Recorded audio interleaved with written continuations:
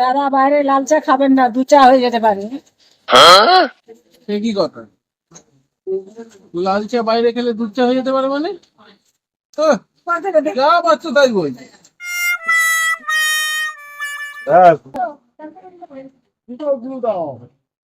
কি সব বলছে? তুমি বলছে বাইরে নাকি লাল চা খাবে না, দুধ চা হয়ে যেতে পারে। কি ব্যাপার? এ কি গো, তোমার চা তো লাল চা তো দুধ চায় পরিণত হলো। কি করে হলো? এই কেন করেছে? উপর থেকে কি দিয়েছে রে? এই জন্য বলছিল দাদা বাইরে লাল চা খাবে না, দুধ চা হয়ে যেতে পারে। এই, হুস! কি জ্বালা!